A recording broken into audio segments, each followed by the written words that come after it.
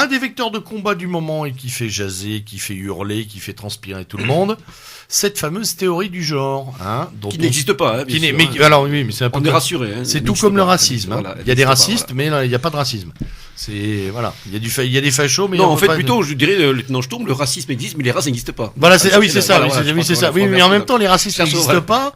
Enfin bon, cherchons l'erreur, quoi. Bon, qui existe pas. Parce que les racistes qui existent, c'est ceux qu'on nous propose. Ils sont noirs, donc ça devient compliqué. Oui. Bah oui, non, mais attendez. Les racistes existent en fonction d'un objet qui n'existe pas officiellement. Voilà, bien sûr. Comment s'appelle ce footballeur qui a fait la quenelle dans le championnat anglais? Anelka. Non, c'était Anelka qui a fait. Bah oui, c'est Anelka. Alors Anelka, quand même, est quand même qualifié de néo-nazi. C'est extraordinaire. Française. Voilà. Pas facile de rentrer à la FNSS avec son profil, mais bon voilà, c'est un néo-nazi quand même, c'est ahurissant.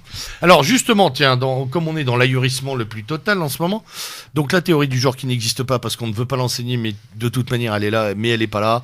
Elle est présente sous la forme d'au moins 10 bouquins à la FNAC. Il y a pas longtemps, il y a quelqu'un qui a posté la liste des ouvrages qu'il avait trouvés en allant faire une petite balade dans une FNAC parisienne. C'est des histoires de poissons, de petites filles qui s'habillent en garçons, de garçons qui aimeraient bien être une fille, etc.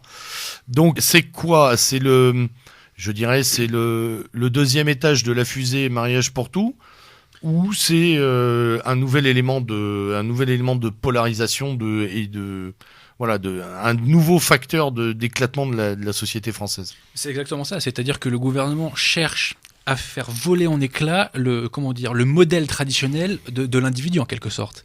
La théorie du genre, n'en déplaise à M. Payon, existe. Selon moi d'ailleurs, elle a été inventée par Madame de Beauvoir. On ne naît pas femme, on le devient. Ah, Simone. Et oui, Simone, la fameuse. C'est vrai qu'elle a laissé des saletés derrière elle. Et si vous voulez, d'ailleurs, ce n'est que la reprise de l'existentialisme de Sartre. On est nos actes, nous ne sommes pas des héritiers, nous n'avons pas d'anthropologie. Attends, quand on voit sa tête, je sais pas de quel héritage il pourrait se prévaloir, Sartre. C'est vrai qu'il était particulièrement moche. Poisson. On peut même morfler plus loin. Il avait le visage de son œuvre, si je puis me permettre. Bien sûr. Parce que c'est un écrivain un peu surcoté de vous à moi. Oui. D'ailleurs, j'invite nos auditeurs à chercher des écrivains de gauche, ils n'en trouveront pas beaucoup.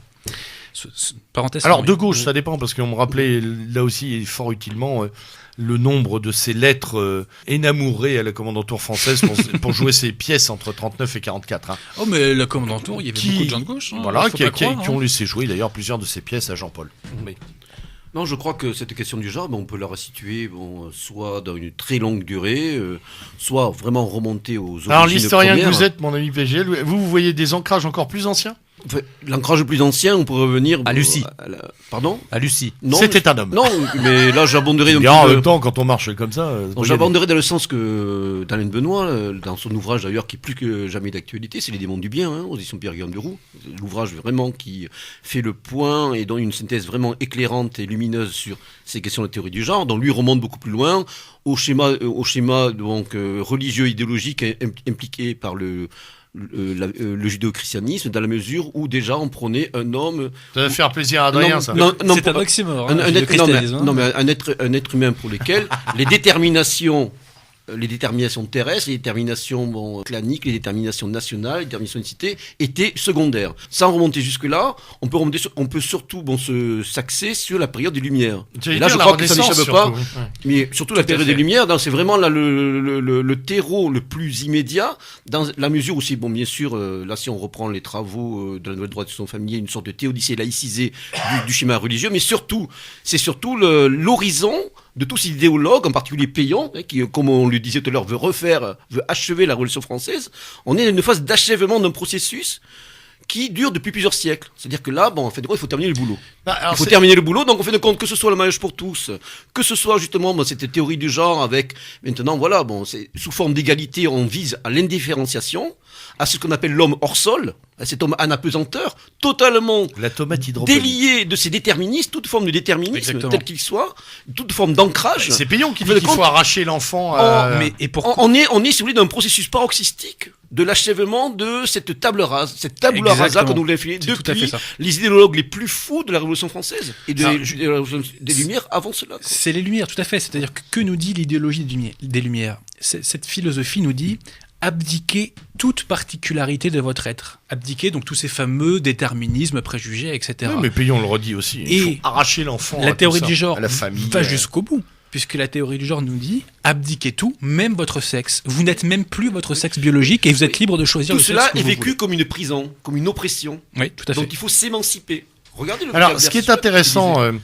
ce qui est intéressant dans finalement cette théorie du genre, c'est qu'elle, en creux, elle offre à tous ceux, pas nous ici, qui sommes un peu conscients de ces affaires-là, mais elle offre à tous ceux qui n'y pensaient pas la possibilité de comprendre qu'en face, ils sont toujours en guerre et que cette guerre dure depuis des centaines d'années et qu'ils nous le disent en plus. Bien sûr. On doit finir le travail des bourreaux de 1789. Hein. Non, mais c'est vrai. Oui, c'est tout On à doit fait ça. finir, on doit couper les dernières têtes qui restent, les dernières têtes pensantes pour pouvoir offrir. Comme nous le dit Monsieur Payon, Le la Révolution cauchemar, hein. française n'est pas terminée. Je termine tant que il restera un petit peu de cette France enracinée. Non. Et en quelque sorte, c'est aujourd'hui le gouvernement actuel, avec ces actions qui sont mises en avant depuis qu'ils sont au pouvoir, constitue l'avant-garde de ces oligarchies transnationales. En fin de compte, la France est en quelque sorte la pointe avancée de ce combat-là, vu justement ces particularités, cette exception française, au mauvais sens du terme, qui est le pays Et au bon de sens, la Révolution, le pays des droits de l'homme, le pays de l'être humain désincarné, abstrait, qui a été lancé justement par cette perspective. Et je dirais. Et On au fait bon- le bon boulot de l'oligarchie internationale. Et au quelque bon part. sens Tout à quand fait. même, parce que au lieu d'un arrasement docile, il semblerait qu'il y ait des résistances tout de même, et qu'on soit aussi, du point de vue de l'étranger, je parle là du point de vue, j'ai encore fait ma petite revue de presse, on soit aussi le grand étonnement de la presse étrangère. Quoi, ils ne sont pas d'accord? Mais ils manifestent. Mais attendez, il y a des enfants qui sont sortis des écoles, etc. Nos voisins s'étonnent vraiment de notre capacité de résistance, qui d'ailleurs donne lieu plus à des fractures de la société française qu'à sa dissolution aujourd'hui. Tout à fait. Mais là aussi, c'est une permanence assez typiquement française. Notre révolution s'est faite sur mode convulsif, à la différence de la glorieuse révolution britannique, qui a anticipé un siècle avant les mouvements de la modernité et tout ce qui en découle dans tout le processus. Et surtout, également, nous ne sommes pas en Scandinavie. En Scandinavie, le même processus est en œuvre de manière plus paisible, plus consensuelle, que l'on soit en Suède, que l'on soit en Norvège. Bon, Alors on qu'est-ce voit, qui fait qu'on est toujours on donne debout souvent nous des exemples. Le Gaulois? Oui, C'est je un peu crois réducteur, qu'il- ça, non? Non, mais c'est vrai que notre pays est un pays aussi de fractures. C'est pas si réducteur que Un ça. peu comme l'Espagne, avant et après sa guerre civile. Nous sommes un pays de fractures, nous sommes, c'est vrai que